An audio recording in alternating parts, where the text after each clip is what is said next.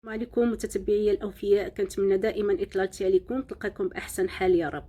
الوصفه ديالنا ديال اليوم هي طماطم مجففه في الفرن، كتجي اكثر من رائعه. كنرافقوها كالمجموعه د الوصفات، كنوجدوها ونخليوها على جنب حتى كنحتاجوها.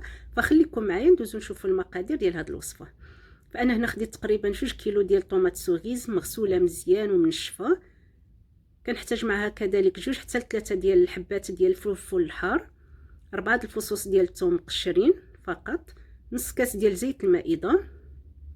كنحتاج كذلك الملح، الكمون، ثوم مجفف، الزعتر مطحون، والقزبر يابس مطحون. فهادو هما المقادير اللي غنحتاج لهاد الوصفه. ودابا ندوز معكم للطريقه. فكناخذ الطماطم ديالي كنقطعها هكا بشكل طولي حتى كنقطع كامل الكميه اللي عندي على هاد الشكل. ففي هذه المرحله ممكن نحيدوا لا الزريعه طبعا لان كتاخذ وقت اطول في الفرن، فانا ما غنحيد لا زريعه لا والو، غنستعملها كما هي.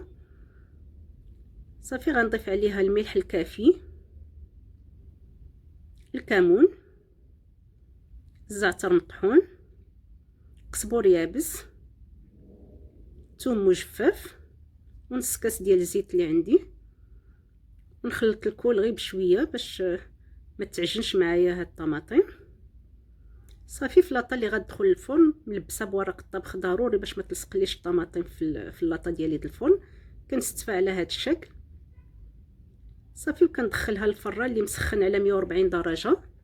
كنديرها بعيده على العافيه، يعني العافيه مشعول الفران فقط من التحت، وهي كنديرها في الطبقه الاخيره الفوق باش تنشف معايا على خاطرها وما تحرقليش. وكنخليها واحد المده ديال ساعه حتى لساعه وربع، كل مره طبعا نطلع عليها حتى كتنشف معايا على هاد الشكل وكتقرمش. فما تزربوش عليها في الطياب، خليوها طيب على خاطرها. صافي فمن بعد ما كطيب فهي كتجي على هاد الشكل، كتجي مقرمشه ورائعه كما كتشوفوا. ففقط تعطيوها الوقت الكافي في الفران. صافي وغناخذ هنا واحد القرعه اللي الغطاء ديالها كيروم مزيان، ونخوي كامل الطماطم المجففه اللي عندي.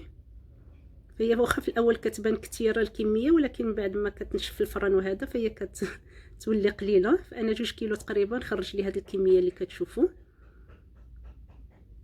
صافي غنضيف عليها هذيك 4 الفصوص ديال الثوم مقشره في الجوانب على هذا الشكل. هنا ممكن تضيفوا اوراق الرند، واحد 2 الوريقات ولا 3. بالنسبه للفلفل الحار فانا ما غاديش نقطعوه، غنديرو هكا صحيح. وبالنسبه اللي كيبغي المذاق ديال الحروره فيقسم واحد الفلفله على 2 ويديرها في هذه المرحله. وفي الاخير غادي نضيف زيت زيتون، ممكن طبعا تعويضها بزيت المائده، ولكن يفضل الا كانت هكا زيت الزيتون متوفره من الاحسن. فهي راه ما كتضيعش، كنستعملوها كذلك. صافي وكنشدوا عليها وكنخليوها واحد المده حتى كتفاعل جميع المكونات. فراه كتجي رائعه. انا شخصيا كتعجبني في البيتزا، في لي بات، ممكن الزيت ديالها نديروها في القطاني كذلك، فكتجي رائعه. فكنتمنى تجربوها وتردوا عليا الخبر، والى فيديو قادم باذن الله. مع السلامه.